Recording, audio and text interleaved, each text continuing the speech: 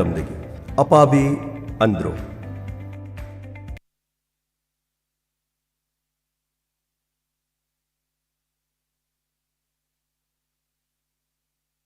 ꯀꯛꯆꯤꯡꯗꯒꯤꯅ ꯄꯂꯦꯜ ꯐꯥꯎꯕꯒꯤ ꯃꯅꯨꯡꯗ ꯃꯅꯤꯕꯦꯒ ꯑꯃ ꯇꯥꯍꯧꯔꯤ꯫ ꯃꯅꯤꯕꯦꯒ ꯑꯗꯨꯗ ꯌꯥꯎꯈꯤꯕ ꯆꯦ-ꯆꯥꯡꯁꯤꯡꯗꯤ Aadhaar card, PAN card, bank ATM card, cash money ꯑꯁꯤꯅꯆꯤꯡꯕ ꯌꯥꯎꯈ꯭ꯔꯦ꯫ ꯀꯅꯥꯒꯨꯝꯕꯅ ꯈꯨꯟꯕꯤꯕ ꯌꯥꯎꯔꯕꯗꯤ ꯀꯛꯆꯤꯡ ꯏꯔꯨꯝ ꯃꯄꯥꯜꯗ ꯂꯩꯕ ꯂꯥꯏꯁ꯭ꯔꯝ ꯉꯥꯟꯕꯗ ꯁꯤꯟꯅꯕꯤꯌꯨ꯫ ꯂꯥꯏꯁ꯭ꯔꯝ ꯉꯥꯟꯕ ꯃꯍꯥꯛ ꯑꯁꯤ ꯃꯔꯣꯟ ꯊꯣꯛꯇꯦ, ꯃꯅꯥꯁꯨ ꯇꯥꯗꯦ꯫ ꯃꯤꯑꯣꯏꯕꯒꯤ ꯃꯤꯅꯨꯡꯁꯤ ꯌꯦꯡꯕꯤꯗꯨꯅ ꯃꯅꯤꯕꯦꯒ ꯑꯁꯤ ꯈꯨꯟꯕꯤꯕ ꯌꯥꯎꯔꯕꯗꯤ ꯂꯥꯏꯁ꯭ꯔꯝ ꯉꯥꯟꯕꯗ ꯁꯤꯟꯅꯕꯤꯌꯨ꯫ ꯀꯣꯟꯇꯦꯛ ꯅꯝꯕꯔ ꯄꯤꯖꯔꯤ: 8118975019 ꯅꯠꯇ꯭ꯔꯒꯅ 8837061289꯫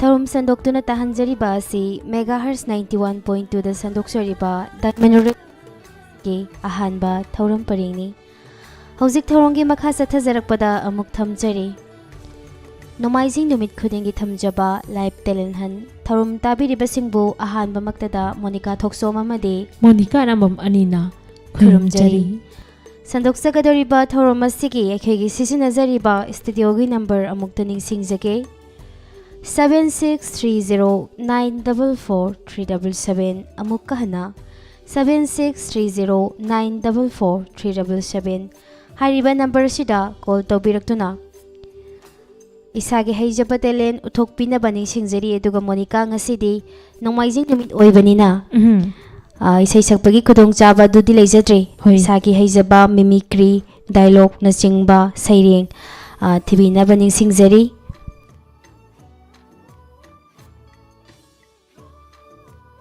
ꯍꯣꯏ, ꯑꯗꯨꯗꯤ ꯏꯆꯦ ꯁꯟꯗꯣꯛꯆꯔꯤꯕ ꯊꯧꯔꯝ ꯑꯁꯤꯒꯤ ꯑꯍꯥꯟꯕ ꯀꯣꯂꯔ ꯂꯥꯛꯇꯨꯅ ꯂꯩꯔꯦ, ꯑꯗꯣ ꯏꯆꯦꯅ ꯑꯃꯨꯛꯇ ꯂꯧꯈꯠꯄꯤꯌꯨ꯫ ꯂꯧꯈꯠꯆꯒꯦ꯫ ꯍꯜꯂꯣ ꯍꯜꯂꯣ ꯍꯜꯂꯣ, ꯇꯥꯕꯤꯕ꯭ꯔꯥ? ꯍꯜꯂꯣ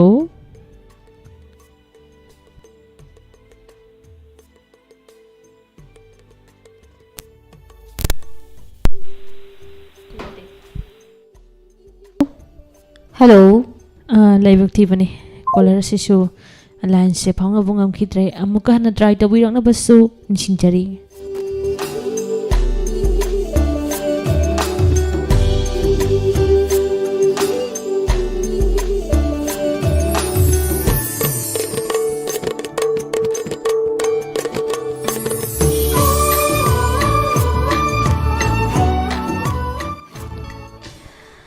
ꯑꯍꯥꯟꯕ ꯀꯣꯂꯔꯁꯤ ꯂꯥꯏꯕꯛ ꯊꯤꯕꯅꯤ ꯃꯣꯅꯤꯀꯥ, ꯂꯧꯈꯠꯄꯗ ꯑꯗꯨꯃꯛ ꯇꯥꯟꯅꯈꯤꯗ꯭ꯔꯦ꯫ ꯑꯗꯨꯕꯨ ꯑꯅꯤꯁꯨꯕ ꯑꯣꯏꯅ ꯐꯪꯖꯔꯛꯂꯤꯕ ꯀꯣꯜ ꯑꯁꯤ ꯑꯃꯨꯛꯇ ꯂꯧꯈꯠꯄꯤꯌꯨ꯫ ꯀꯅꯥ ꯑꯣꯏꯕꯅꯣ ꯌꯦꯡꯃꯤꯟꯅꯁꯤ꯫ Hello hello, ꯇꯔꯥꯝ ꯅꯣꯛꯆꯔꯤ꯫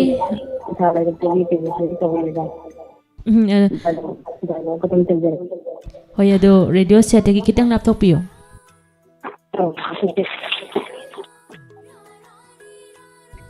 ꯑꯗꯨꯗꯤ ꯍꯧꯕꯤꯔꯣ ꯃꯌꯥꯝ꯫ ꯍꯣꯏ, ꯌꯥꯔꯦ ꯌꯥꯔꯦ, ꯑꯗꯨꯗꯤ ꯍꯧꯕꯤꯔꯣ, ꯃꯌꯥꯝ ꯄꯨꯟꯅ ꯇꯥꯃꯤꯟꯅꯁꯦ꯫ ꯍꯧꯕꯤꯔꯣ꯫ ꯑꯁ, ꯒꯥꯔꯤꯅꯒ ꯒꯥꯔꯤ ꯆꯤꯟꯕꯅꯦ, ꯎꯐꯨꯟꯅꯒ ꯍꯧꯕꯅꯦ, ꯆꯤꯡꯅ ꯆꯥꯏꯅꯕ ꯈꯪꯗ꯭ꯔꯦꯗ꯫ ꯂꯝꯕꯤꯅ ꯇꯧꯔꯤꯁꯤꯅ ꯀꯔꯥꯏꯗꯒꯤ ꯑꯃꯨꯛ ꯌꯥꯡꯈꯩ ꯑꯃꯨꯛ ꯁꯦꯝ, ꯒ꯭ꯌꯥꯟ ꯑꯃ ꯇꯥꯗ꯭ꯔꯦꯗ꯫ ꯏꯁ, ꯑꯩꯕꯨ ꯆꯠꯂꯨꯈꯤꯗ꯭ꯔꯅꯦ? ꯑꯩꯕꯨ ꯌꯥꯎꯁꯜꯂꯨꯒꯦꯅ ꯍꯦꯛꯇ ꯂꯥꯛꯄꯅꯤ, ꯑꯗꯨꯕꯨ ꯀꯅꯥꯅꯣ ꯑꯗ ꯑꯉꯥꯡ ꯑꯃꯨꯛ ꯀꯞꯄꯒ ꯂꯥꯛꯏꯁꯤꯅ?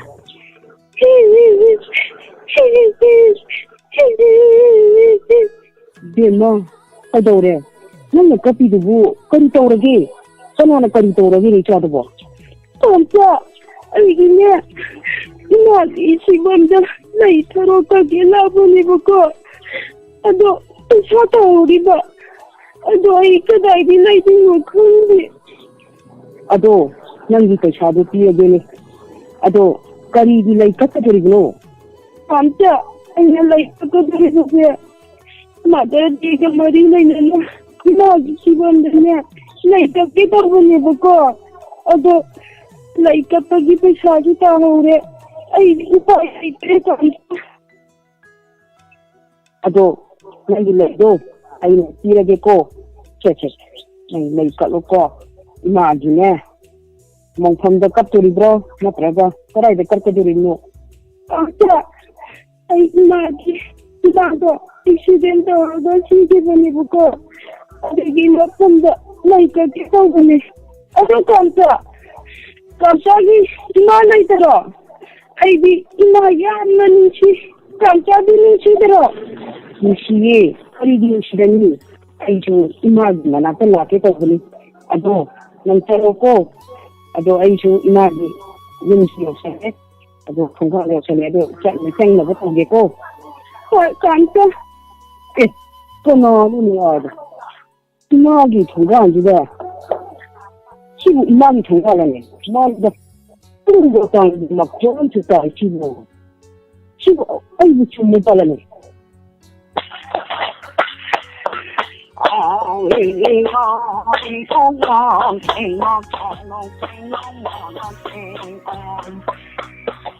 kanyang ko bigege chibu kuma jehi ni chito me gi jum na tro chibu mani kari takpi da ba Inagi yunda lakabani adubu pungo tangi makolam tari sibu sinata uri malu situ mi na kita mari na pansada adubu ingalti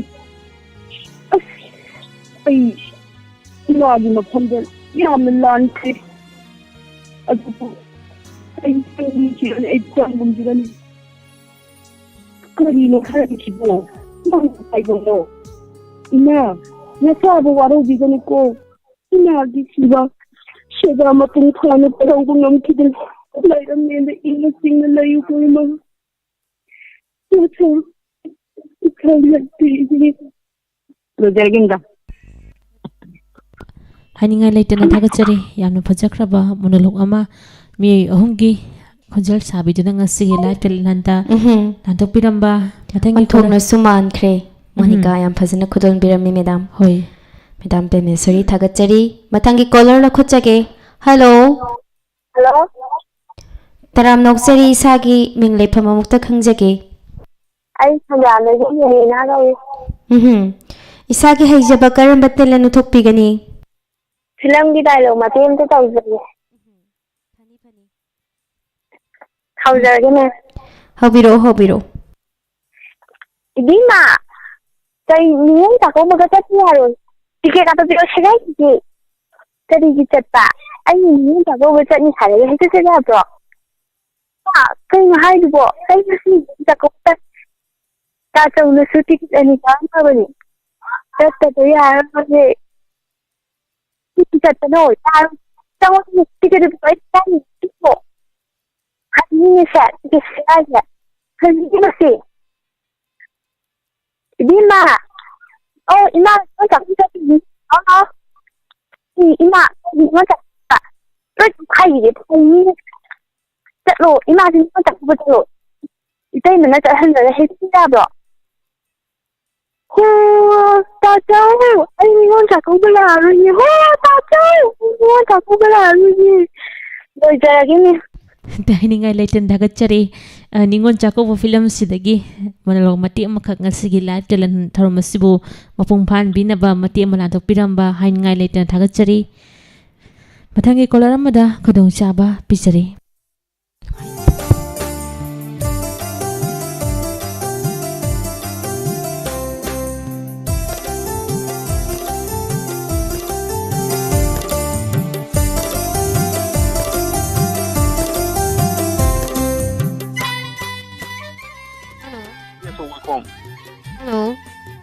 Hello. Madam, ay yang ko magkadi ya tuway ko. taram noksari sar Thouram sida call tawbirakpa sagi karamba haijaba telen ngasigi Thouram sida thokpigani Dama yung si isani jaba sa yung department. Adagi hobirasi sar taminasi No. Ay isa yung maming asumba to sibu line sa ora.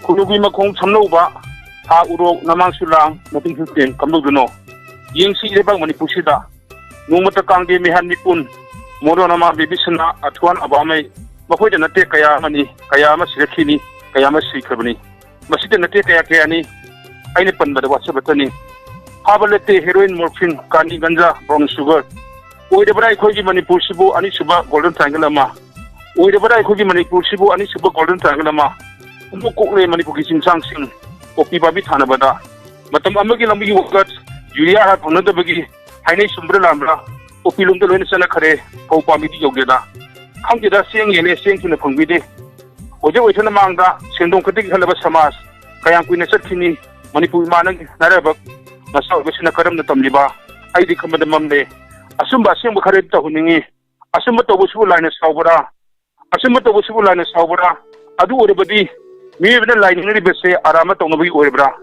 adu orebadi mi bena lining ri bese arama to nabi orebra haini ipai pusingi makoi gi achepa wasak amas koi bada lagi wayan leduna sikhibani madigi kudamdi khonang khokai bina sakini ngasidi taibung mi ba misu kidre lai su kidre paisa sel de bu phonglabadi ikai nedre ijat mangar basu senabu phonglabadi paisa sel de bu phonglabadi ikai nedre ijat mangar basu senabu phonglabadi meda matang sida gi sayong nasingare anthong na phajakre sara chokba gi sering ase tabada yamna mak nungai ba sering makhang ado sering se bi ba se nimit kya ni mu chang bi bage meda masi mamang gi sahi di gi bani khoi munna wakan khanda bi raga ko munna wakan khanda bi raga ibirak pa sering ni na tabada su adumak point yamna leiba sering amakhang ni haninga litan thaga sari tharom asida welcome sering lang thok pidana tharom asibu mapum phan bi ba mathangi kolara madam khudung chaba pisari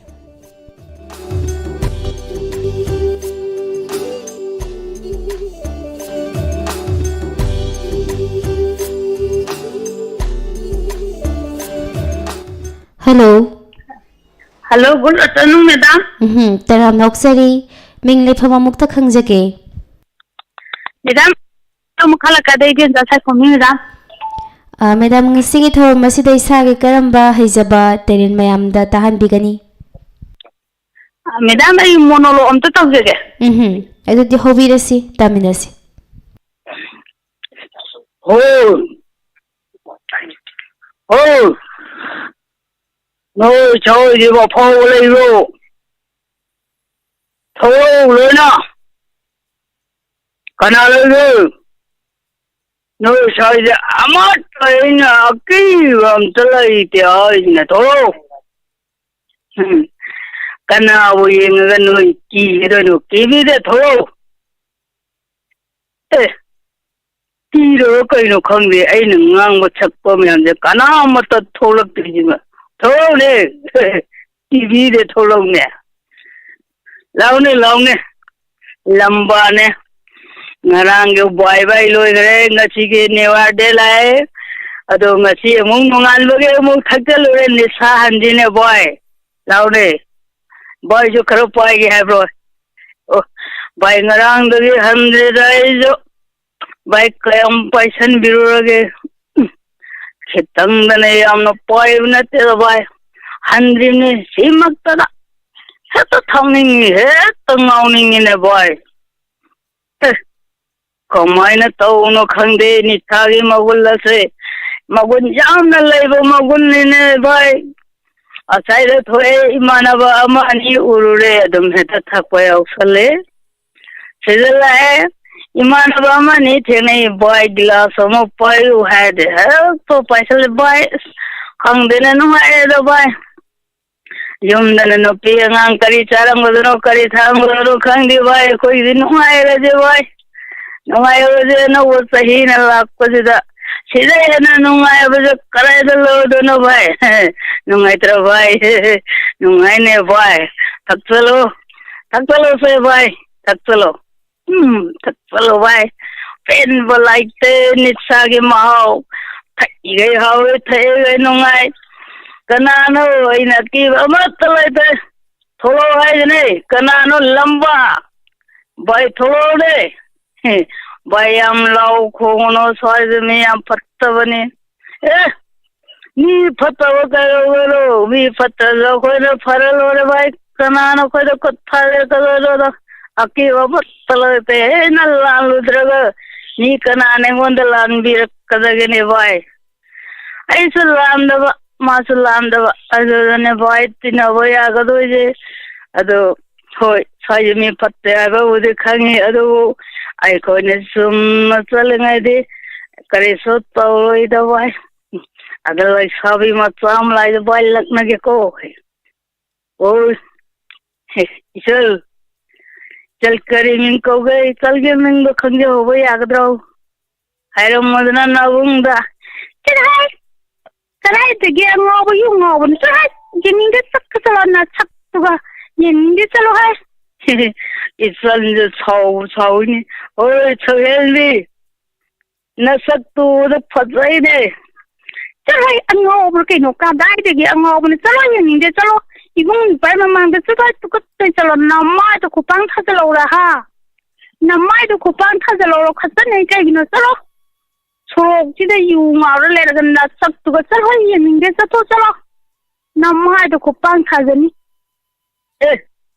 isal ni de mathak phajai nung chi pa me sauri ne chalo nang bu ve manang bu khoi mu indal lai rang lan nang bo Ibang na din lang unang sila de pami ay ba just sorry si mo no kunong ningin ay de namay de kupang sa lang sa ko talo hay yun hindi talo hay sa to kadai dagi mahabali yung hanu ba yung mga sa tayo yun hindi Madam sa dalo sinjage Onthok na fazakre akhoi di Aisha Monica ga ibani somda isda isa dio sida phangma ngamdra haijari ba no pulaba yam phazana hekta khudol bi yam male hai tare ko hoi pakhang maza su male le sabi masa su male loi male sari ba kuding makki yam hai na khudol bi re thagachari thank you madam su thagachari hoi adudi mathangi caller amada mo khudong chaba pichari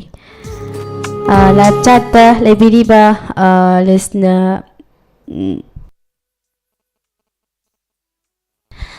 Ranjit Thoksom message sama kak haibire ko chat type kamel ma khak bi ibire em ta pathok chage Monica aramam ngasi de isai sakta bayaroi ko ichana tan chadana sakpa isai do babana taning dana tawbani dan haibire isai soidana ta kudol jarake Monica gi oina ni ko haise mate ma thaga chari ado ise aina ise sakani khan basidani aina yamna harau jari se nang na harau pudu ni se babung na gengning dana ise sakta ba yade haire ise mahau mana de hai batare ne hingjang khuding maki ko hoi mathangi caller su ngai dana laire caller la khutchage hello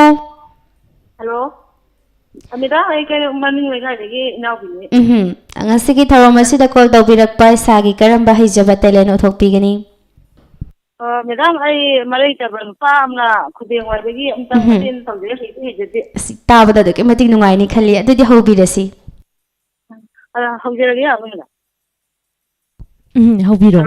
hobiro hello tazare hawjera ge ham thanguni yam pakhale hobiro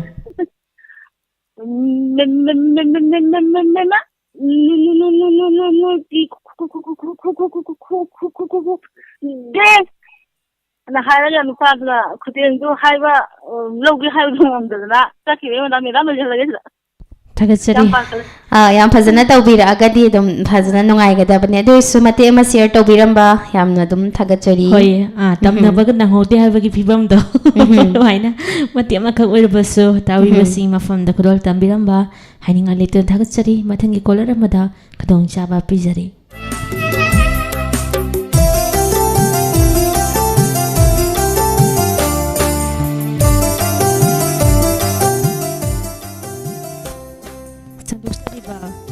Sandukchariba live talent han Thouram asida siznajariba akhogi mobile number 7630944377 manishin jagi 7630944377 haiba number asida call tawbiraktuna adumna haijaba talent sing uthokpagi khudong chabadu thamjari makha tarpa caller lokhat piyoiche lokhat jage hello hello ma'am Taram noksari ning lefamdo mukta khangjage.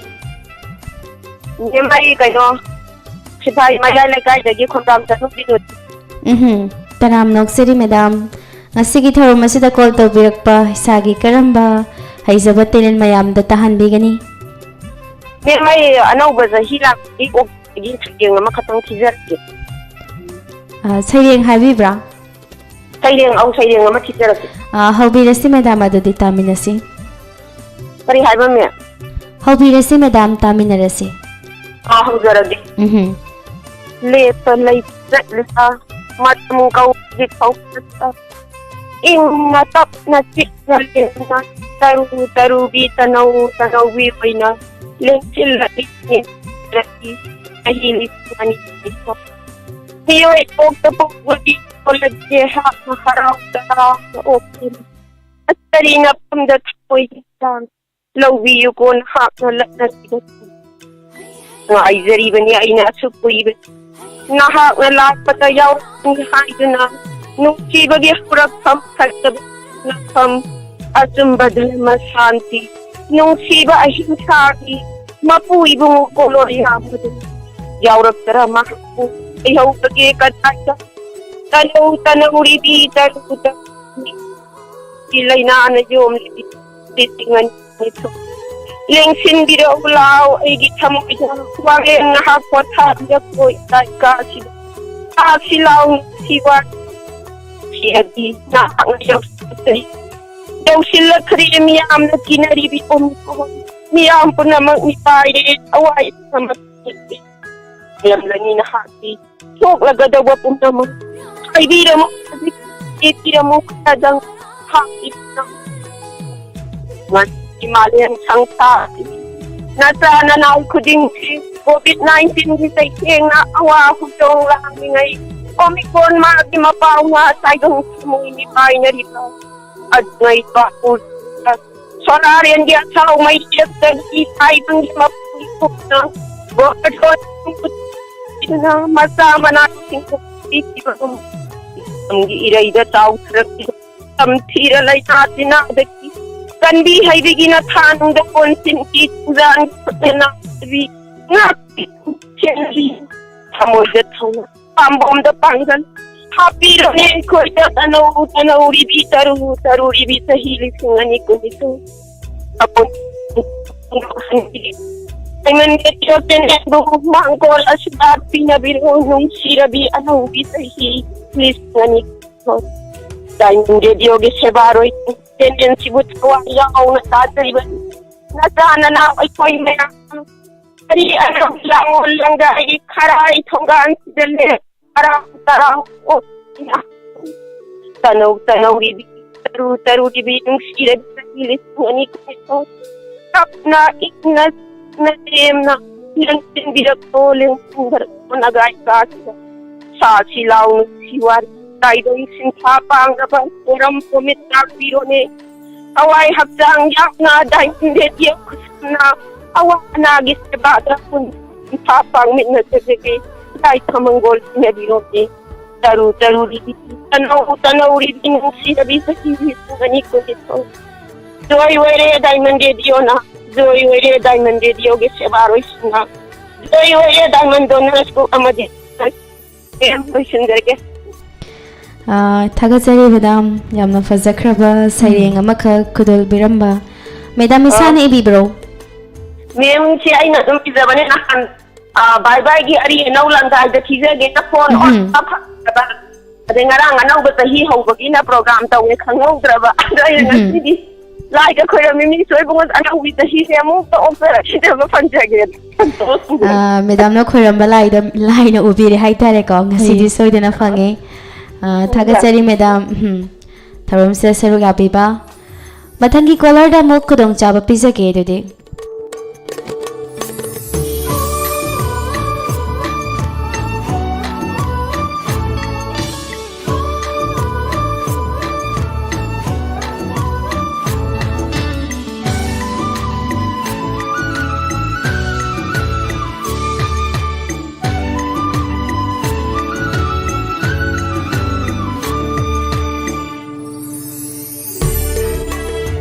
ꯑꯗꯨꯗꯤ ꯏꯆꯦ ꯊꯧꯔꯝ ꯑꯁꯤꯒꯤ ꯃꯈꯥ ꯇꯥꯔꯛꯄ colour ꯑꯃꯨꯛ ꯂꯧꯈꯠꯆꯒꯦ hello hello ꯇꯔꯥꯝꯅ ꯑꯣꯛꯆꯔꯤ ꯃꯤꯡ ꯂꯩꯐꯝ ꯍꯥꯏꯕꯤꯌꯨ ꯑꯣ ꯐꯣꯟ ꯇꯧꯖꯔꯛꯏꯕ ꯑꯩꯍꯥꯛ ꯑꯣꯏꯅꯥꯝ ꯀꯥꯡꯖꯩꯕꯨꯡ ꯃꯄꯥꯟꯗꯒꯤ ꯑꯔꯨꯟꯕꯦꯟ ꯆꯤꯡꯅꯧꯔꯦꯟ ꯏꯁꯥꯒꯤ ꯍꯩꯖꯕ ꯀꯔꯝꯕ ꯇꯦꯂꯦꯟ ꯊꯣꯛꯄꯤꯒꯅꯤ ꯃꯦꯗꯥꯝ ꯉꯁꯤꯗꯤ ꯑꯅꯧꯕ ꯆꯍꯤꯅ ꯂꯥꯛꯄꯁꯤꯗ ꯁꯩꯔꯦꯡ ꯑꯃꯠꯇ ꯉꯥꯟꯊꯣꯛꯆꯒꯦ ꯑꯗꯨꯗꯤ ꯍꯧꯕꯤꯔꯁꯤ ꯃꯦꯗꯥꯝ ꯇꯥꯃꯤꯟꯅꯔꯁꯤ ꯍꯧꯖꯔꯛꯑꯒꯦ ꯑꯩꯒꯤ ꯁꯩꯔꯦꯡꯒꯤ ꯃꯃꯤꯡ ꯂꯥꯛꯂꯦ ꯑꯅꯧꯕ ꯆꯍꯤ ꯂꯥꯛꯂꯦ ꯑꯅꯧꯕ ꯆꯍꯤ ꯂꯥꯛꯂꯦ ꯑꯅꯧꯕ ꯆꯍꯤ ꯄꯨꯕꯤꯔꯛꯂꯕ꯭ꯔꯥ ꯅꯨꯡꯉꯥꯏꯕ ꯃꯄꯥꯎ ꯄꯨꯕꯤꯔꯛꯂꯕ꯭ꯔꯥ ꯅꯨꯡꯉꯥꯏꯕ ꯃꯄꯥꯎ ꯋꯥꯕꯅ ꯄꯥꯟꯗꯣꯝ ꯂꯣꯝꯂꯕ ꯑꯩꯈꯣꯏꯁꯤ ꯋꯥꯕꯅ ꯄꯥꯟꯗꯣꯝ ꯂꯣꯝꯂꯕ ꯑꯩꯈꯣꯏꯁꯤ ꯅꯨꯡꯁꯤꯔꯕ ꯑꯅꯧꯕ ꯆꯍꯤ ꯅꯨꯡꯁꯤꯔꯕ ꯑꯅꯧꯕ ꯆꯍꯤ ꯌꯥꯍꯜꯂꯔꯣꯏꯁꯤꯀꯣ ꯑꯋꯥꯕ ꯆꯩꯊꯦꯡꯁꯤꯡꯗꯣ ꯌꯥꯍꯜꯂꯔꯣꯏꯁꯤꯀꯣ ꯑꯋꯥꯕ ꯆꯩꯊꯦꯡꯁꯤꯡꯗꯣ ꯍꯜꯂꯔꯣꯏ ꯍꯥꯏꯕ ꯉꯝꯗꯦ ꯍꯦꯛꯇ ꯅꯤꯡꯁꯤꯡꯂꯛꯏ ꯍꯜꯂꯔꯣꯏ ꯍꯥꯏꯕ ꯉꯝꯗꯦ ꯍꯦꯛꯇ ꯅꯤꯡꯁꯤꯡꯂꯛꯏ ꯄꯥꯝꯃꯨꯔꯕ ꯀꯌꯥ ꯄꯥꯝꯃꯨꯔꯕꯀꯌꯥ ꯄꯨꯗꯨꯅ ꯆꯠꯈꯤꯕꯅꯤ ꯀꯣꯚꯤꯗ ꯃꯍꯥꯛꯅ ꯄꯨꯗꯨꯅ ꯆꯠꯈꯤꯕꯅꯤ ꯀꯣꯚꯤꯗ ꯃꯍꯥꯛꯅ ꯑꯗꯨꯕꯨꯅꯦ ꯑꯅꯧꯕ ꯆꯍꯤ ꯍꯟꯗꯛꯇꯤ ꯑꯣꯃꯤꯀ꯭ꯔꯣꯟꯅ ꯉꯝꯍꯜꯂꯔꯣꯏꯁꯤꯀꯣ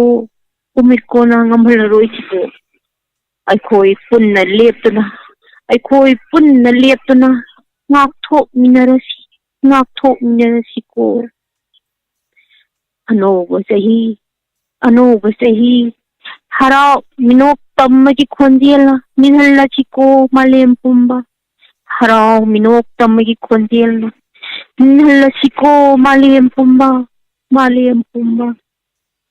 ꯊꯦꯡꯛ ꯌꯨ ꯃꯦꯗꯥꯝ ꯊꯥꯒꯠꯆꯔꯤ ꯑꯣꯟꯊꯣꯛꯅ ꯐꯖꯈ꯭ꯔꯕ ꯁꯩꯔꯦꯡ ꯑꯃꯈꯛ ꯉꯁꯤꯒꯤ ꯂꯥꯏꯞ ꯇꯦꯂꯦꯟꯍꯟꯗ ꯂꯥꯟꯊꯣꯛꯄꯤꯗꯨꯅ ꯇꯥꯕꯤꯕꯁꯤꯡꯒꯤ ꯊꯃꯣꯏꯕꯨ ꯁꯨꯝꯍꯠꯄꯤꯕ ꯍꯥꯏꯅꯤꯡꯉꯥꯏ ꯂꯩꯇꯅ ꯊꯥꯒꯠꯄ ꯐꯣꯡꯗꯣꯛꯆꯔꯤ ꯑꯗꯨꯒ ꯆꯦ ꯃꯣꯅꯤꯀꯥ ꯉꯁꯤꯒꯤ ꯂꯥꯏꯞ ꯇꯦꯂꯦꯟꯍꯟ ꯎꯠꯄꯤꯔꯛꯏꯕ ꯁꯩꯔꯦꯡ ꯊꯤꯕꯤꯔꯤꯕ ꯇꯦꯂꯦꯟ ꯇꯧꯕꯤꯔꯤꯕ ꯄꯨꯝꯅꯃꯛ ꯑꯁꯤ ꯌꯥꯝꯅ ꯃꯄꯨꯡ ꯐꯥꯅꯀꯣ ꯑꯩꯈꯣꯏꯒꯤ ꯇꯧꯊꯣꯔꯛꯏꯕ ꯊꯕꯛꯇꯣ ꯃꯃꯨꯠ ꯇꯥꯅ ꯑꯩꯈꯣꯏꯒꯤ ꯀꯩꯗ ꯁꯣꯏꯈꯤꯒꯗꯒꯦ ꯍꯥꯏꯅ ꯅꯨꯡꯁꯤꯔꯕ ꯂꯤꯁꯅꯔꯁꯤꯡꯅ ꯌꯥꯝꯅ ꯆꯦꯛꯁꯤꯟꯅ ꯁꯦꯟꯅꯕꯤꯗꯨꯅ ꯂꯥꯏꯞ ꯇꯦꯂꯦꯟ ꯑꯁꯤꯕꯨ ꯃꯄꯨꯡ ꯐꯥꯍꯟꯕꯤꯕ ꯍꯥꯏꯅꯤꯡꯉꯥꯏ ꯂꯩꯇꯅ ꯊꯥꯒꯠꯆꯔꯤ ꯑꯗꯨꯗꯤ ꯃꯊꯪꯒꯤ ꯀꯣꯂꯔ ꯑꯃ ꯍꯣꯜ ꯇꯧꯗꯨꯅ ꯂꯩꯔꯦ ꯑꯃꯨꯛꯇ ꯂꯧꯈꯠꯄꯤꯌꯨ ꯂꯧꯈꯠꯆꯒꯦ ꯍꯜꯂꯣ ꯍꯜꯂꯣ ꯇꯔꯥꯝꯅ ꯑꯣꯛꯆꯔꯤ ꯃꯤꯡ ꯂꯩꯐꯝ ꯈꯪꯖꯒꯦ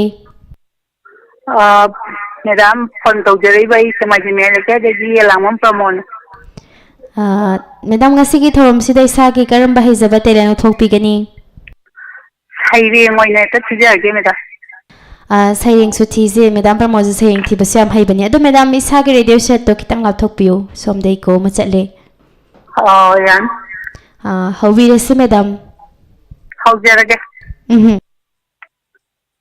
ꯑꯩꯒꯤ ꯁꯩꯔꯦꯡꯒꯤ ꯃꯃꯤꯡ ꯁꯅꯥ ꯂꯩꯄꯥꯛ ꯃꯅꯤꯄꯨꯔ ꯚꯥꯔꯠꯀꯤ ꯅꯣꯡꯄꯣꯛ ꯆꯤꯗꯥꯏꯗ ꯏꯪꯅ ꯆꯤꯛꯅ ꯉꯥꯜꯂꯤꯕꯤ ꯁꯅꯥ ꯂꯩꯄꯥꯛ ꯃꯅꯤꯄꯨꯔ ꯏꯃꯥꯒꯤ ꯀꯣꯂꯣꯏ ꯅꯨꯡꯂꯦꯟꯅꯤ ꯆꯤꯡꯅ ꯀꯣꯏꯅ ꯄꯟꯊꯥꯕ ꯆꯤꯡꯃꯤꯅ ꯀꯣꯏꯅ ꯄꯟꯉꯥꯛꯄ ꯂꯣꯛꯇꯥꯛꯅ ꯃꯤꯡꯁꯦꯜ ꯑꯣꯏꯔꯤꯕ ꯔꯤꯇꯨ ꯇꯔꯨꯛꯅ ꯊꯧꯒꯜꯂꯤꯕꯤ ꯏꯃꯥꯒꯤ ꯀꯣꯂꯣꯏ ꯅꯨꯡꯂꯦꯟꯗꯤ ꯁꯅꯥ ꯂꯩꯄꯥꯛ ꯃꯅꯤꯄꯨꯔ ꯆꯥꯎꯔꯣꯛ ꯅꯥꯎꯔꯣꯛ ꯍꯩꯕꯤꯅꯤ ꯄꯨꯛꯆꯦꯜ ꯇꯞꯄꯤ ꯏꯃꯥꯅꯤ ꯂꯧꯁꯤꯡ ꯆꯥꯎꯕꯤ ꯄꯂꯦꯝꯅꯤ ꯃꯤꯅꯨꯡꯁꯤ ꯆꯥꯎꯕꯤ ꯏꯃꯥꯅꯤ ꯏꯃꯥꯒꯤ ꯀꯣꯂꯣꯏ ꯅꯨꯡꯂꯦꯟꯅꯤ ꯁꯅꯥ ꯂꯩꯄꯥꯛ ꯃꯅꯤꯄꯨꯔ ꯆꯤꯡ ꯇꯝ ꯍꯤꯟꯗꯨ ꯃꯨꯁꯂꯤꯝ ꯄꯨꯝꯅꯃꯛ ꯏꯃꯥꯒꯤ ꯅꯆꯥ ꯉꯥꯛꯇꯅꯤ ꯏꯃꯥꯒꯤ ꯀꯣꯂꯣꯏ ꯅꯨꯡꯂꯦꯟꯅꯤ ꯁꯅꯥ ꯂꯩꯄꯥꯛ ꯃꯅꯤꯄꯨꯔ ꯂꯣꯏꯖꯔꯒꯦ ꯃꯦꯗꯥꯝ ꯍꯥꯏꯅꯤꯡꯉꯥꯏ ꯂꯩꯇꯅ ꯊꯥꯒꯠꯆꯔꯤ ꯁꯩꯔꯦꯡꯁꯦ ꯏꯁꯥꯅ ꯏꯕꯤꯕ꯭ꯔꯣ ꯑꯩꯅ ꯁꯨꯝ ꯍꯧꯖꯤꯛ ꯇꯦꯂꯦꯟ ꯇꯧꯔꯛꯄꯁꯤꯗ ꯁꯨꯝ ꯈꯜꯂꯒ ꯊꯤꯖꯔꯛꯄꯅꯤ ꯃꯦꯗꯥꯝ ꯍꯣꯏ ꯏꯁꯥꯅ ꯏꯕꯤꯕꯅꯦꯕꯀꯣ ꯑꯥꯎ ꯍꯥꯏꯅꯤꯡꯉꯥꯏ ꯂꯩꯇꯅ ꯊꯥꯒꯠꯆꯔꯤ ꯃꯊꯪꯒꯤ ꯇꯦꯂꯦꯟꯗ ꯑꯇꯣꯞꯄ ꯇꯦꯂꯦꯟꯁꯤꯡꯒ ꯑꯃꯨꯛ ꯎꯅꯁꯤ ꯍꯧꯖꯤꯛꯀꯤ ꯑꯣꯏꯅꯗꯤ ꯃꯊꯪꯒꯤ ꯀꯣꯂꯔ ꯑꯃꯗ ꯈꯨꯗꯣꯡꯆꯥꯕ ꯄꯤꯖꯔꯤ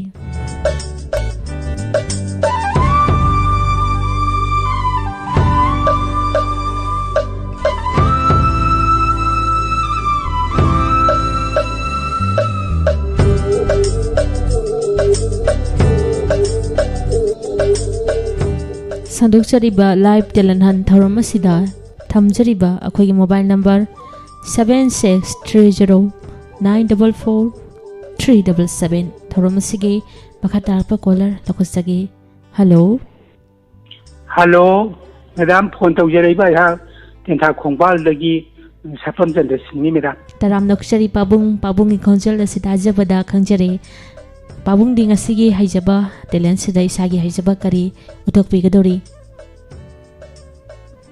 ꯃꯦꯗꯥꯝ ꯉꯁꯤꯗꯤ ꯑꯩꯈꯣꯏ ꯂꯩꯈꯤꯗ꯭ꯔꯕ ꯂꯥꯏ ꯑꯣꯏꯔꯕ ꯑꯣꯖꯥ ꯁꯨꯃꯥꯡ ꯀꯨꯝꯍꯩꯒꯤ ꯑꯥꯔꯇꯤꯁ ꯀꯥꯡꯕꯨꯅ ꯁꯥꯟꯅꯕꯤꯔꯝꯕ ꯑꯕꯤꯔ ꯈꯥꯟ ꯍꯥꯏꯕ ꯂꯤꯂꯥꯗꯨꯒꯤ ꯃꯇꯦꯛ ꯑꯃꯈꯛꯇꯪ ꯃꯣꯅꯣꯂꯣꯛ ꯑꯣꯏꯅ ꯑꯕꯤꯔ ꯈꯥꯟ ꯕꯤꯔ ꯁꯤꯡ ꯑꯃꯗꯤ ꯑꯕꯤꯔ ꯈꯥꯟꯒꯤ ꯃꯆꯟꯅꯨꯄꯤ ꯑꯃꯤꯅꯥ ꯕꯦꯒꯝ ꯃꯈꯣꯏ ꯑꯍꯨꯝꯒꯤ ꯑꯄꯨꯟꯕ ꯗꯥꯏꯂꯣꯛ ꯑꯃꯈꯛꯇꯪ ꯃꯣꯅꯣꯂꯣꯛ ꯑꯣꯏꯅ ꯈꯨꯗꯣꯜ ꯇꯝꯖꯒꯦꯅ ꯊꯧꯔꯥꯡ ꯇꯧꯖꯔꯤ ꯃꯦꯗꯥꯝ ꯍꯣꯏ ꯄꯥꯕꯨꯡ ꯃꯃꯥꯡꯗꯁꯨ ꯄꯥꯕꯨꯡꯁꯦ ꯑꯕꯤꯔ ꯈꯥꯟꯒꯤꯗ ꯑꯩꯈꯣꯏꯅ ꯇꯥꯖꯈꯤꯗꯕ ꯀꯨꯏꯔꯕꯅꯤ ꯉꯁꯤꯗꯤ ꯌꯥꯝꯅꯁꯨ ꯅꯨꯡꯉꯥꯏꯒꯅꯤꯅ ꯈꯟꯖꯩ ꯑꯗꯨꯗꯤ ꯍꯧꯕꯤꯔꯣ ꯃꯌꯥꯝ ꯄꯨꯟꯅ ꯇꯥꯃꯤꯟꯅꯁꯤ ꯖꯔꯒꯦ ꯍꯥꯏ ꯑꯃꯤꯅꯥ Dada. Oh, hello, my good friend. I get a talk to Nina. Welcome to the Company. Adibu, Nang Hula Hoponete, Heta Yokshin, the Panahanda. Marup, Yimda Lakabu, welcome about Mukberkar Labor Marup. Langsing Biomarup, Pagani. Adi Nakan Kambiramu, I imu the Mukta, Pagani. Still sitting the video. Hoy, Uncle I be called Chombu. Hoy, I Abel Kandi Masanity, Amina Begamne, Togdoxing Ado, I want to Toglam had a Kandigano. Nakatana Kibanimikagina, Nasi Pawada, one a lender of the Nangi Aminane, Nangi Tanbi, me and Kagi Marum, Topnation Jagadi, Nangi Aminabu, Amuk, Awai Paka Lankabira, Luko, Bira Sini. Natinati, I walk a landly, I Nangbunu Sidi, I walk Nangon the Tamdi. Amina! Karidamakta nangi wakalna nangi thamoibu adituna yenna birasi nangna maitai aina muslim nang aigi marakta leiriba chauraba palase amukta khandane ngo birasi pumnama adu nungsibagi mafamdadi arembani nang aigi senglaba nungsi iselna pumnama asi laina manghangadoribani ishora makhaktagi khusyamdagi oichiba miyoibana karigi khena handuna nang aigi nungsibabu lamakhangla manghangani Nasidagidi, Aminagi Nungsiraga Ipomdagi, Birisina, Kompam Mapago Soil. Birising, now, Wakaladumakan Kawi Makai, Nangi Amina, Sangsasida, Queen Hindu, and Kandu, Ko Birising, Imalage. Ima Imunda Sanction Bio, Honaribasi, Amukta Awada Payan Bio, Duga, Amina, Nangamuka Naiko. Karigino Kamlabra, I know Bukali Basi. Dada, I the Pazimadi, Nanga Amatanga, but Nabungi, Wakalamati Puxel Kamaneva. Dada Wahanga de Pau Kum, Pibangam Lero Asira. I in a Kangle, I know where Madidi, Wahanga Sigi Pau Kum Nanga Pibangam Drebasu, I Maru Birsing the line of Pibangam Bay. Hayo Birsing, Aminana Pibangam Drabapaukum, I Maru Birsing the Gitaba Pani. I know Kumgadiba Paukum Sigi Wahangu. I know Maru Birsing Mamang Matada, Aminabu Kamli, the Sigi Maram Kargino Hayo. Oh, I ain't missing the talk, missing the talk about the Sona Como, Nanga Aminabu Karamanushi. Maruki Sanga Judy, Amina Tamoit and a Kangamani. Amina Muslim Yaris Kambi Benata. Kanjay, I know my tiny, Nanga Maitani, Amina Muslim ni Adorabadi, Nasi the Gimar Birsina, Amina Nungsi, but Tadokadabani. Maru Nungsibabu Tamnanaba, Patra Kanabalate Hairang Lerang, Pambigi Matagumna, Machidi Mapam, Zai Zadi, Haiduna Hong Tok, Hong Jinyaba possibility. Nungsibu mighty the people on Vedabati, Kanaks, Nikiti. Like the Tolabasu Nasi, Abin and Nonam Hangani. Hong Tok, Hong Jinyaba, Haile, Mukoidunasu, Aina Maru Putalagan Tokani, Maruk Namasimakan Kaubiro, the Benimadi, Agi Senopi, Amina Bigam, Maruk Pilsimoginati. Abe! Organic Halabadisana Como, Nagna, Amina Bunushi, but the Yikai Kovunamani. Ma ay nungsi marida lakada ba apan ba puno nam khairam laga ma ay sen na ba nungsi murti du may lan ulam laga tawa ya si thado ki ba ngani madidi bir sing ne senji na pa nungsi jabi wa pam nata madu yong na amina na bir sing bu nungsi ra moy khalamoy nam labdi hayo amina nang bir sing simin na ba ngam gadra dada nasin mga tiyo dada wa ngasi pakhum piba ngamlaroi nangna isam tamna nabung amagumna khalugani natra nam thak sauba ai senbu badram to wala ko metei macha the nama da ka khai ni hakeni ai ngon di singla da labari sana blising oidina su marup blising oidina su ai ha to ko sing mate abir khan thawna masak khangna ga tinar ki ba marup natra bir singho bu abir khan kana hai ba khang khar ba natra khang khar ba su ngasi ano ko tangin ni meni ai ne nang bu sana ba marup ama oida marabna nungsina sakle na langu bani adibu nangi biswa ghatak oida napuk chen makpa sajat aduna tumna ma silai mangle ai ne nang bu ai ne ai gi sanpi amina begam bu nangwa da thagi gi khandina marup oida bana jai ai ngon de lalakpa singne labari nong sagi mamang da khausa lam hui gumani nama na ba kya gi matham da lam hui gumna urba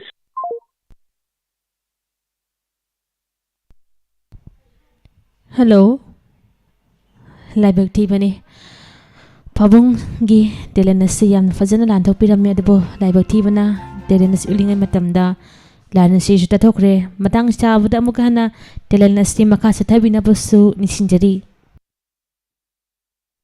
Thouram asigi makha tarakpa caller lokhachagi hello hello taram nokshari call tawbirakliba minglai fam haibiu madam phone tawjarage de kasting wai de tarubini madam asigi Thouram sida isagi haijaba kari karamba talent lanthokpigani madam ai monologue tawjage madam ai khonti singna tabi bra madam mayak singna tajai adudi hobiro mayang puna taminase haujarage madam adudi hobiro Hello, nasa ino sida phamaga lairishina. Bobo. Idema. Kai daurabage. Nang napung kau da kauri dubo kai daurabage. Bobo. Kai no. Bobo nagawa kai nungai tanaga ajuda phamaga lai dubo kai hino bobo. Kai daurage bobo. Ha, idema. Sahi she. Loi ki daure haiduna na. Aboche, chum khantaw raga nungai tana phamli bani idema adubo karigino ba bawa sahi lak dore ali ba sahi kathi dore haiduna nungai tiro haise adubo anoba sahi lak labachu adum aikoi adum loina raga tinaraga aikoi punna himina drisi laina drisi bobo tumini isuna haide chichu adubu abo oidi ahal oishala abanina tahi asum tahi ge hapala pasida abo hoise ahan bada oishaningre daidema ojaningre ahan bada adubu bobo hoyin tala sabi bobo ai sabi kangugi tuksa tutana roidro bobo ye masa patani de apu tara pam de ta do hi sum hapalak pasida dema cholo nang hi tatpagi matam yamsile namana ne paura ani chalo ta hoi bobo ina akhoi bobo che da phamaga tahi sai anabu sai lak tawrina wa khanwai na phamori se ina amuk tai yongo ba hoi na ina kari mana aduda thamnaga lai dubo hai sana tombiya na sana na kari hayram minone ima wa khan nungai tana phamlaga lai howena na sunupi na hayrakpa ado ima la sak ro sila ariba asai tatkhrabasu anoba sahi lakada laina tina kaya se puduna tasakhrani ariba sahi mana ima anoba sahi ima mana lakada nungai yai khaba iramdam asu sakhatpa nena tana laiba ndaba iramdam haibado oizarasunu ima lao sak saru rasila ima matang asida loisanjaragi meda Thagachari onthongna fazana tawbirakre dialogue se matam se am leisalakte Monica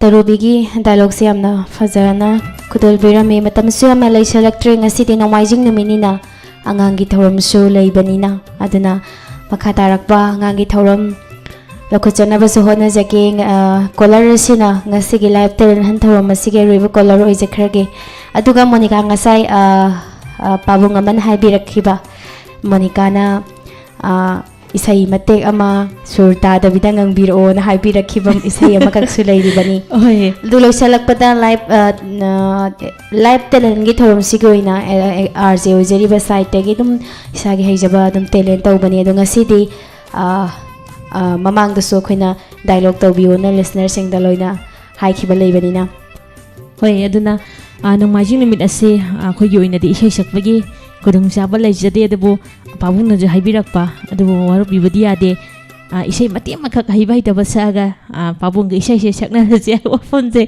thamjage adudi akhoi talent se hojena basem sajage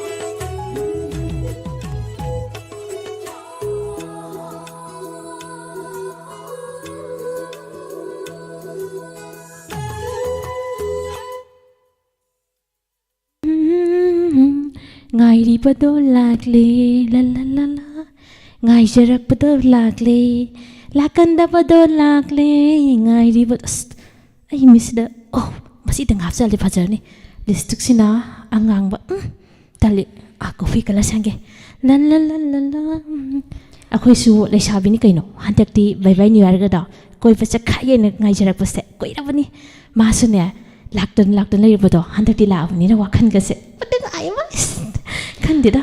Hai. Story tu. Karino ha. Mangon maya du da muktoi ba. Thek pau ho no bau. Yeng ning de koi. Mi se yam na nai. Karai da muk chatlaga nang lalang luge hairi mo ha.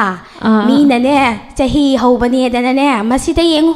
Naman abi sing sina muktoi ba. Mayum makai da lay da na masida isida. Nang na muktoi ba. Karai da sat ke hairi ba no nang. Bobo aise imanabi gane chaksana ba chatkadaba moi asida leisidi moidi mamanabi tinadabagi sathoktabane mi akhoi di imanabi do khagi su wangi myam tinai aduduna imanabi ga chaksana ba chatke tobunida nupi na sanga jawi hairaga lemi ba ha nupi na sanga jawi hairaga lemi ba ha abok ne haksang soi hama nungaite icha chathot khinu ngasi di ne ibokane isugane chak chara ama saduna ne leibinasi chahi hoba numit ni na ko nang chathokinu ko akhoi hero go sabun hayo khara phani hanu bisi ga chamina si sahi awun misda ai tale ibo hoina khangroi se na hawai gi ne na khogi matam do natrabani hojik ti ne modern world gi matam hojik ti sahi awlopa bye bye new year se mi loi ne koi ba chana bani ai gi su matam khara piu kaino Pasu patrasu aisu mini laisabini sahi trampan kun mathoi kuni thoi si langning bo matamni karina abok sibo ibokpu laisarak tabro hai masila je hangkat laga khomi si yengu ne masibo ai bu na ngonda laisaga nu hai bro ai na hai badi matang matam cha de hai bani ne ha hausi yengu malemda kari viral hai bra kaino omi koron gana thogla isi nang khangrabra hanang nang kidabra one laisari ngai matam da ne omnicron ora amata kide laisara di ne laibu laisara di lairang masala di khoimu in ba hese mahuksa ni mahuksa abu fu king khangdabra khangdemi hai khoimu mudu tungbam sadra di ne habok na nauri na kapak tana ne bera ka gani ko nang langgano hari basini tathiba yaroi ai di ne yaroi ko ai dam kapninge thamoi amta pandabra khangdeba masi yanu bisibu kamai togdenu khangdeba hello tabro akhoi ki hanu bisina ne sida sumang sida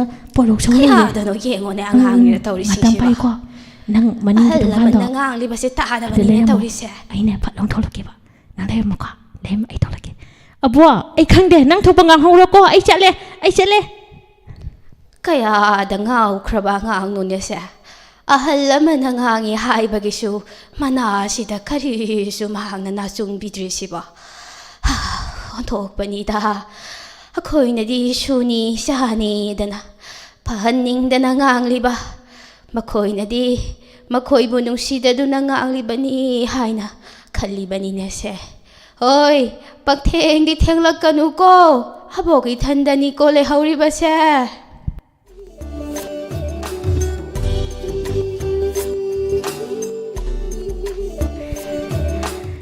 Thank you mayam Thouram sigi dum mapung phanaba khoisu kaisum semba saba leizate dumakpu Thouram sigi dum loisalakpada haiba tare isage haijaba dum isana semjalaga hekta tawjakhibani script ko paijaba nate oi ngakang da khi gokta tholakpado lanthok sabani masida soi ki balan ki bayar busu tabi busting na ngak piyo aina haijari adudi se Monica Aramam ne ise nanga han sa da bayade abok sa da bayade namdana haijalakna man da boy abok sa khre thakasari adudi Monica matam su leisalaktre hajik pungja se angang gi Thouram gi pungja osinjirakle angang gi Thouram haujarage Thouram asida khoi gi sijinajari ba number 7630944377 hairiba number shida adom ge sai su singbu call to shendina charu yabi na baning singjari call ama hol tawtuna laire Monica amukta lokhat piu lokotsage hello hello hello hello Hello. tajare Daman yo kasi dalawang tang tawag nga sige. yamna laibak thibani haiba tare ngasai waidi live talent han haidi ahalgi oiba Thouram tawjirame adubu haujikti angangi Thouram ahanba caller ni lokho sari sero adom lauthokpa tabi haudraba male mathangda soidana maki saruga biu haujiki di angangi Thouram haujare hello hello hello tajare minglai pham hana khange ko minglai pham hana aise Madam ay lang may dong naman kay di yun nang ganina. Kay dawdoy no ngasi sibo Madam ay isya na sa pwede. adudi haurasi ko taminasi Ôi nhà chồng nhưng con đi đây. Ôi nhà chồng nhưng con đi đây. Nhà xin là làm gì hòa bada. Ta khăn nhà ai chưa quay bởi xe. Nhà nam bà nam bố pa lê đa. Chính nam bà lấy bố mẹ lê đa. Nandang na tay da sa kantin. Nandang na tay sampai sudah. Layang na tanduna. Sa charura kombiray. Sa charura kombiray. Sa chanindelo yung bar. Lamin na kay sampai sudah. Niyang pagkakadade. Kacabangan garalo yung ba. Kacabangan garalo yung ba. Katamba yade kong diray. Pakang oy ba ay hanang. Lamdam amo tirangin. Hauren makapangbat ni. Lamrin na de lamrin. Kawa pati payada. Layram naming tamduna. Cha guru kombiray. Oh. Cha guru kombiray. Madam suruh jayage.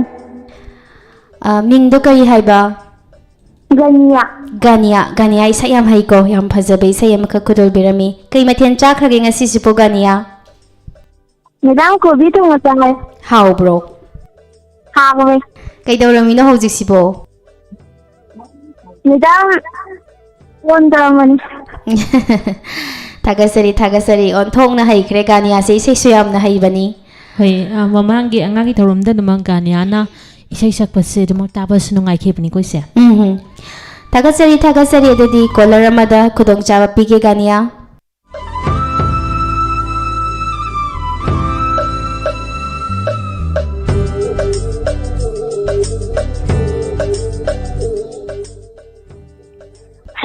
hello kai lamdagi no kai ming kauge Nongmai khong makha lekai dagi salam pipika taram ukchari adudi pipika gi ahibasi kari uthokadori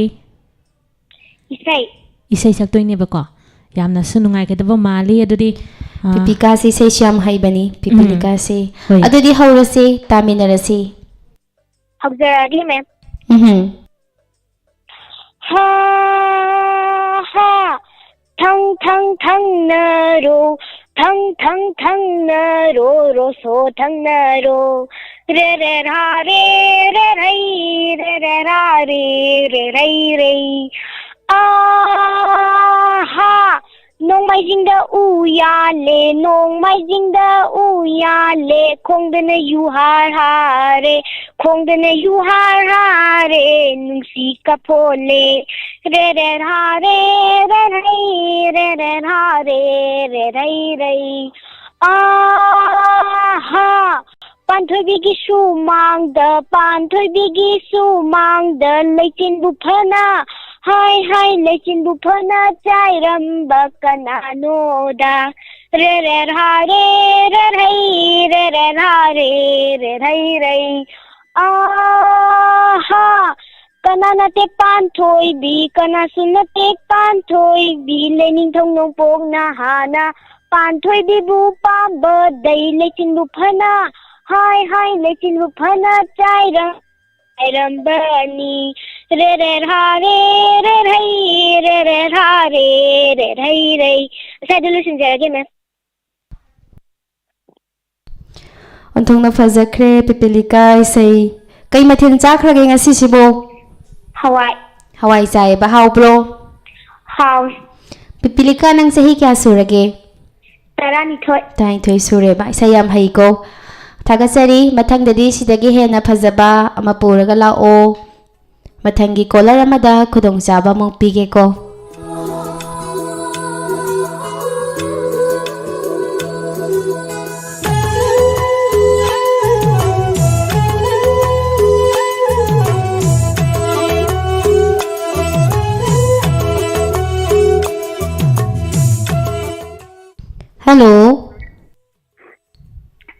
Hello.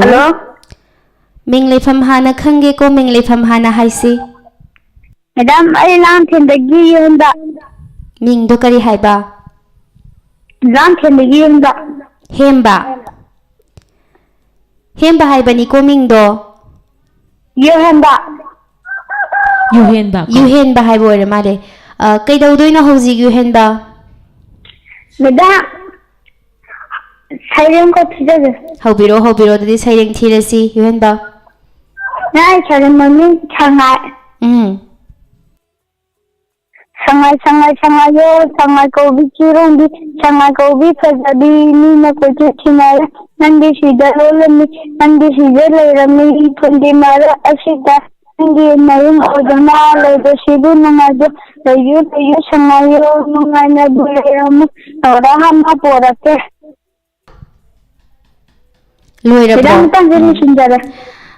loirabani adu kayam harak tabdu loirabana hangai ni yam fazana thikre sereng akhoi sung hawai ngai da si sereng sam thire monika thagasari mathangi collar da khudong chaba pige ko dadi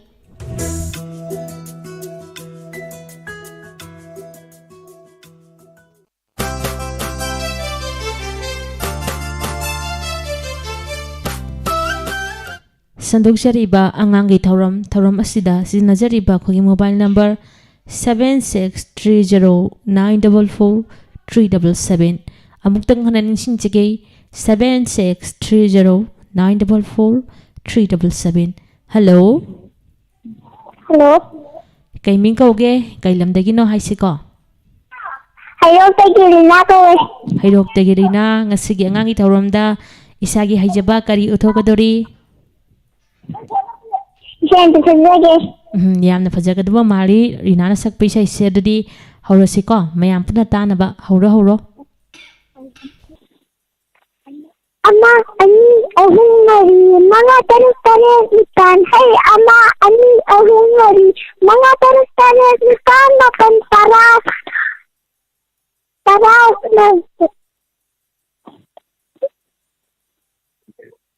masih yummy koi mo tinggi makan yummy koi mo tinggi nenarani ngarang makom sinjai payah lami maling mamang makin marida Koyu ki tazet batin ko pangale lakon na layra sinan pok sa lalaya ten jabani lay namya kanu kulunga na payag loye lay chapala kanu ten dedoye Madam ko na tama mo sindarage ꯌꯥꯝ ꯅꯨꯡꯉꯥꯏꯒꯗꯕ ꯌꯥꯝ ꯐꯖꯈ꯭ꯔꯕ ꯏꯁꯩꯅꯤ ꯍꯧꯖꯤꯛꯀꯥꯟꯒꯤ ꯏꯁꯩꯁꯦ ꯏꯁꯩ ꯐꯖꯗꯦ ꯍꯥꯏꯖꯕꯗꯤ ꯅꯠꯇꯕ Madam pahindarage ꯑꯉꯥꯡꯒꯥꯏꯁꯦ ꯂꯣꯏꯅ ꯈꯪꯕꯖꯥꯠꯅꯤ ꯍꯥꯏꯇꯥꯔꯦ ꯏꯁꯩ ꯈꯨꯁꯛꯁꯦ ꯃꯁꯤꯡ ꯐꯥꯗꯗꯅꯀꯣ ꯍꯣꯏ ꯍꯣꯏ ꯄꯥꯏꯍꯟꯕꯤꯔꯛꯎ Hello ꯀꯩ ꯃꯤꯡ ꯀꯧꯒꯦ ꯃꯤꯡ ꯍꯥꯟꯅ ꯍꯥꯏꯁꯦ Hayatay Atina ꯑꯕꯦꯅꯥꯎ Atina ꯑꯕꯤꯅꯥ ꯀꯩꯅꯣ ꯇꯧꯗꯣꯏꯁꯦ ꯍꯧꯖꯤꯛꯁꯦ ꯀꯔꯤ ꯇꯧꯒꯗꯣꯏꯅꯣ ꯍꯧꯖꯤꯛꯁꯤꯕꯣ Yes ꯔꯥꯏꯝ ꯊꯤꯔꯣ ꯑꯗꯨꯗꯤ ꯍꯧꯔꯁꯤꯀꯣ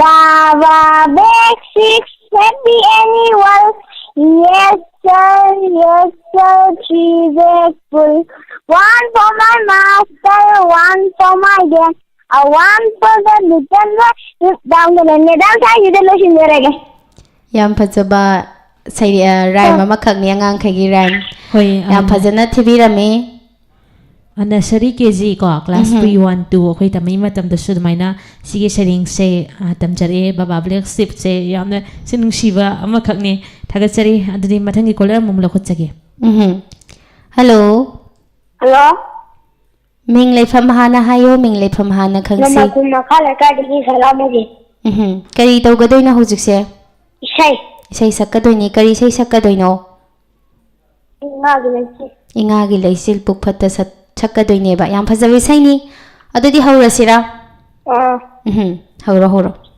Ingagilasi pukata Mawalaita tamlaksa Tangle nungsirap adu kusawa wakle roida kute te aibula ko aido koi rampuk cek apangge nalaikin mabu kau gani nusi nangbu iragya japu yai nalet lagani Ong lôi xa lôi con thang đê dạo đê bơ Kỳ ghi na số mi nắng na lê tri đà bơ đơ Ong lôi xa lôi con thang đê dạo đê bơ Mà dân nắng gà la đợt nê mà phù là tâm lơ bơ nê Nung kỳ nắng bố y rạc dạc Thank you.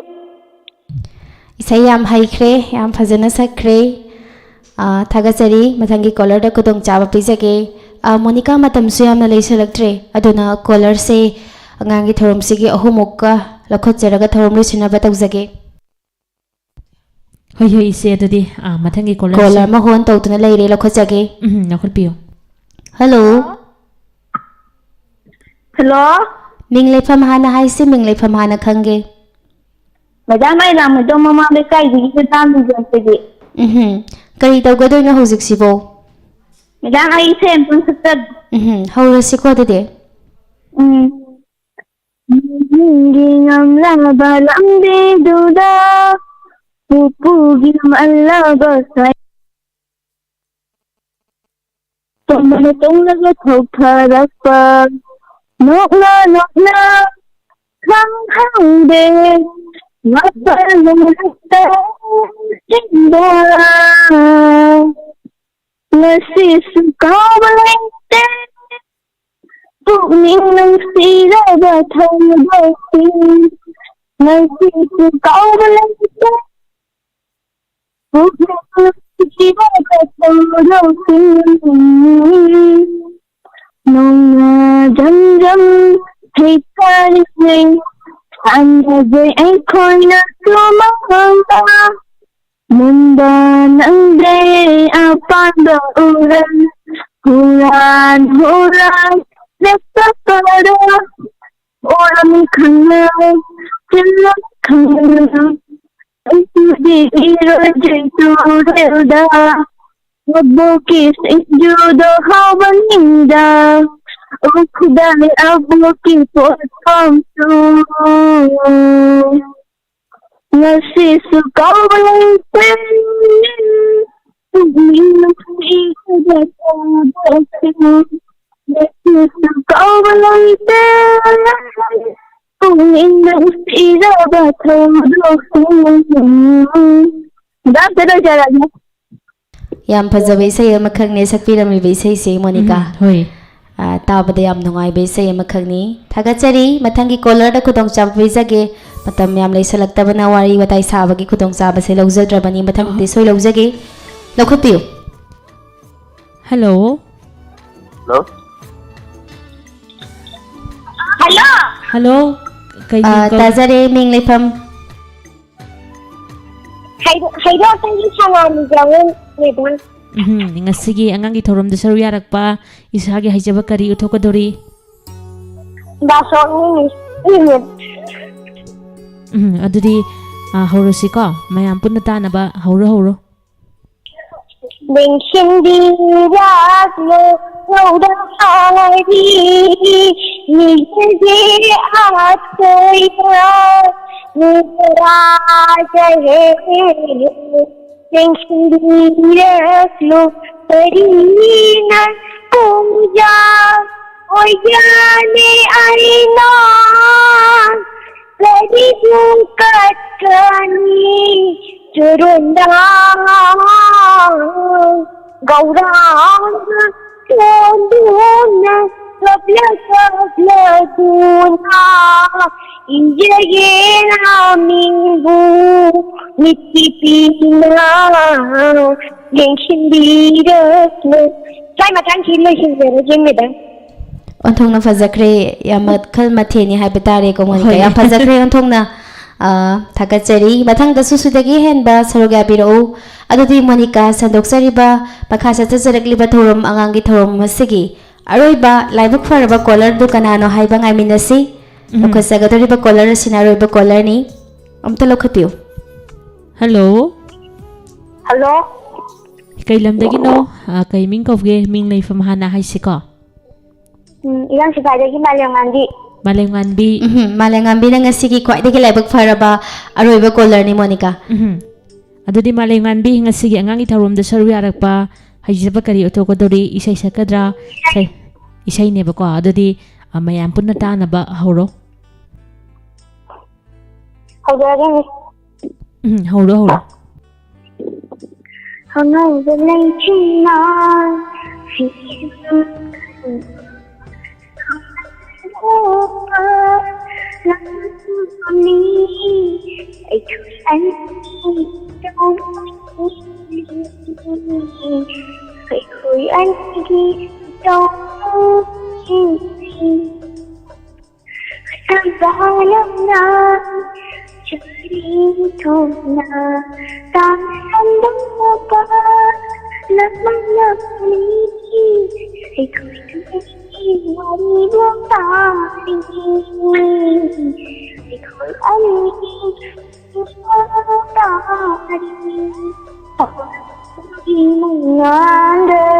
Don't leave it chỉ vì mai không đâu em có nhớ cô đâu đi mang ăn được không thấy đâu nhưng chỉ vì mai không đâu cây đã ra đi qua nó chỉ bằng một ngày một khăn đâm đi cuộc đời nó chỉ bằng một ngày một khăn đâm đi cuộc đời để không anh đi đâu vui gì để không anh đi đâu vui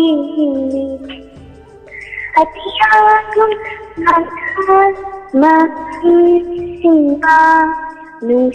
begini untuk hati hatiku panas maafkan tiba mungkin begini untuk hati ini kedua pakai cerita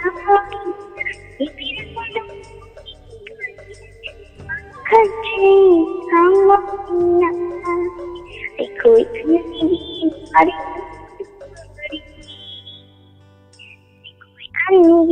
Wari Utari, I could don't